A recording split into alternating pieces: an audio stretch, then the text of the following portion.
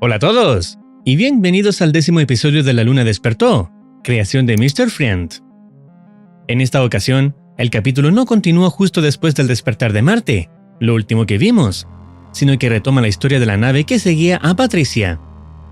Afortunadamente, el episodio hace un pequeño repaso de los eventos pasados, aunque también nos muestra cosas que no conocíamos, como la inesperada infidelidad que sufrió Patrick, el piloto de la nave. El equipo continuó persiguiendo a Patricia mientras ésta intentaba escapar, pero debido a su enjambre lunar, la nave se vio obligada a cambiar de rumbo. En medio de todo, comenzaron a ser perseguidos por una criatura completamente nueva, una que no habíamos visto antes. Entre tanto caos, incluso tuvieron tiempo para jugar unas cartas, hasta que llegaron a un punto extraño del espacio, un planeta que tenía 2 lunas incrustadas en su superficie. Con todo lo mencionado, y recomendando primero experimentar el video original, veamos cómo continúa la trama.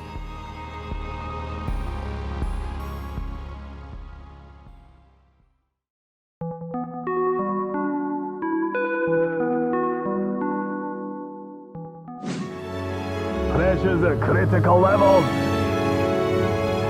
I'll show you who's captain. Don't give up on me now. Come on, you bloody bastard!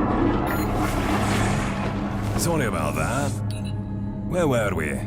El pobre Patrick lleva 3 horas sin poder ir al baño, algo que ya habíamos visto en el episodio 7, donde aprovechaba cualquier momento de calma para hacerlo. La nave realiza un análisis atmosférico del planeta y detecta niveles alarmantemente altos de vapores de cloro y azufre, letales para cualquier forma de vida conocida. Pero Patrick recuerda que la nave había mencionado que sí existía vida biológica ahí, lo que provoca que el propio sistema tenga que replantearse su respuesta. You're absolutely correct. Good catch. There is biological life present. King GPT-9. Supongo que esto es una referencia a lo que conocemos como ChatGPT, aunque más avanzado para su época. Ahora, la nave afirma que la atmósfera es similar a la de la Tierra y no es tóxica para los humanos, aunque Patrick duda, porque hace un momento le había dicho exactamente lo contrario. Aún así, la nave aclara que deberían aterrizar sí o sí, porque el núcleo Moondrive sufrió daños mientras perseguían a Patricia. Mientras escuchan el diagnóstico, el copiloto detecta fugazmente la presencia de otra nave cercana, que se marcha de inmediato sin que Patrick la note y sin que el propio sistema de la nave la registre. Esto abre la pregunta de quién era, por qué estaba allí y por qué desapareció sin presentarse. En fin, la nave continúa informando que necesitan nuevo suministro de 75U, el jugo lunar, para restaurar el núcleo, y los sensores detectan grandes cantidades de esta sustancia en el planeta. Sin más preámbulos, y como no hay señales de peligro, comienzan el descenso. En cuestión de segundos, ya están entrando a la atmósfera. Patrick comenta que la vista es hermosa, mientras la nave señala que el ambiente parece estable. Añade que la coloración del terreno, probablemente, se deba a depósitos elevados de silicato de hierro y óxido de azufre, algo consistente con desplazamientos del manto tras impactos masivos. Al aproximarse, Patrick detecta un pueblo, algo que la nave no había mencionado. Es un problema, porque aterrizar allí violaría el protocolo DNF de Firm Quarters. Sin embargo, el sistema sugiere que las formas de vida nativas podrían proveer información clave, no solo sobre el estado del planeta, sino sobre cómo sobrevivieron a 2 impactos lunares sin tecnología avanzada. What if they try to kill us? Then we'll nuke them. Very well. Deciden descender y logran un aterrizaje exitoso.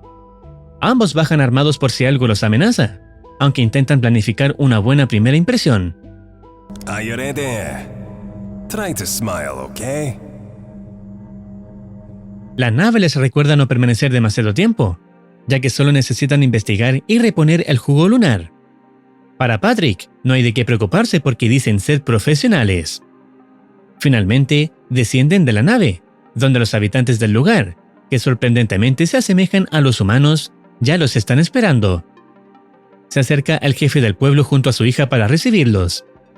Patrick les explica que vienen de las estrellas y pide que los lleven con su líder, pero no entienden la respuesta que reciben.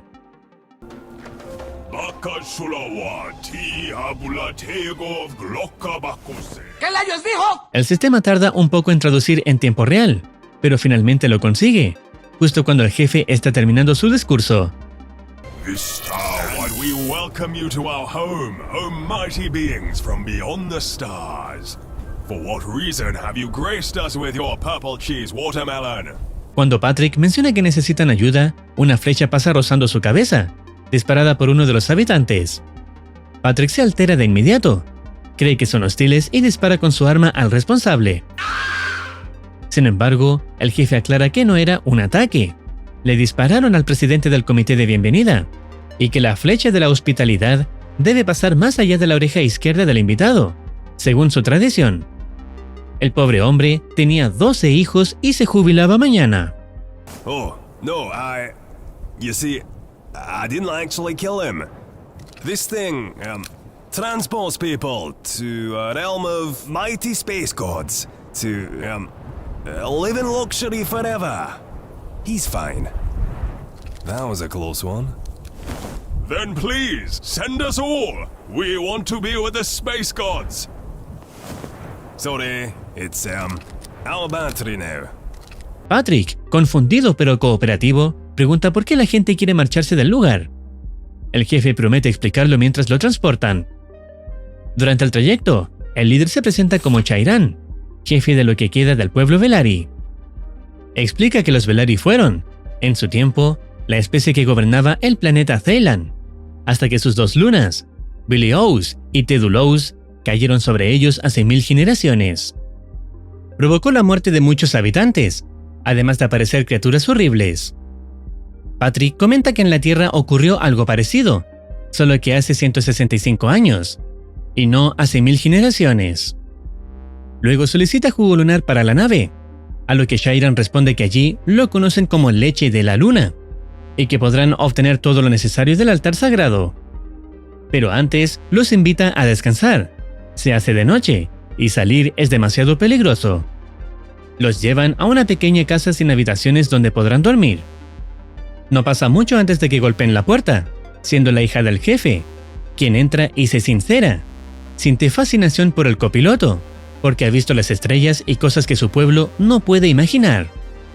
Le revela que está prometida con Korvek, el hijo mayor del general, pero no siente nada por él.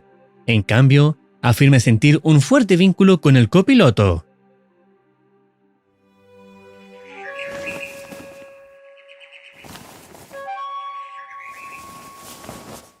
Could you not go another room? I didn't sleep a wink.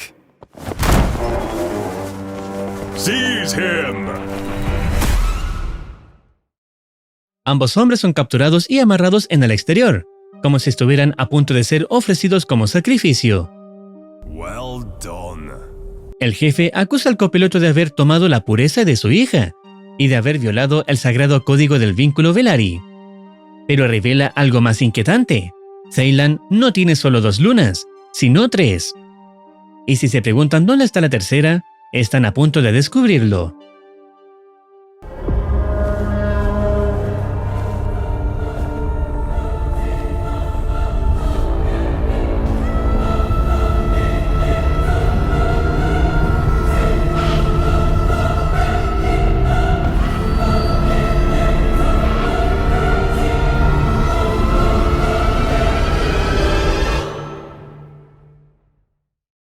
El episodio termina sin saber cuál será el destino de los hombres. Entonces, tenemos en total 2 lunas incrustadas y una libre en Ceylan. Las primeras 2 ya hicieron el desastre físico, y la tercera luna sería una entidad contenida, gracias a un ciclo de sacrificios. Mientras siga recibiendo su tributo, no desciende ni se incrusta. Eso explicaría varias cosas, como que el jefe y los habitantes no se ven que entran en pánico cuando se menciona la tercera luna y esta aparece. La acusación del copiloto sobre lo que le hizo a la hija del jefe podría ser un tema moral cultural, pero también una excusa perfecta para justificar el sacrificio ante el pueblo. No es solo honor, es logística de ofrenda. Necesitan víctimas, y cualquier falta sirve para marcar a alguien como ofrecible. El hecho de que los aten afuera, expuestos, justo antes de que aparezca la tercera luna, calza perfecto con la idea de que Ceylan sobrevive no porque ya pasó todo, sino porque sigue pagando un precio. La otra duda es, ¿quién o quiénes eran los tripulantes de la nave vista al principio? Esto es más ambiguo, ya que no se sabe nada de esta nave. Podría ser otra de Industrias Amigas, pero de ser el caso, sería raro que no se presentara, considerando que antes tenían buena comunicación entre las naves que pasaron por el portal. Esto sugiere que podría ser de otra facción, pero como es casi nula la información que tenemos al respecto, no podemos concluir mucho, a diferencia de las cosas vistas en el planeta. Todo quedará más claro con los episodios que saldrán a futuro, por lo que estaremos esperándolos para saber cómo continúa la trama. Si deseas opinar algo o recomendar alguna serie, no dudes en comentar. No olvides activar campanita para estar al tanto de nuevas actualizaciones. Cuídense, los quiere Muercitine.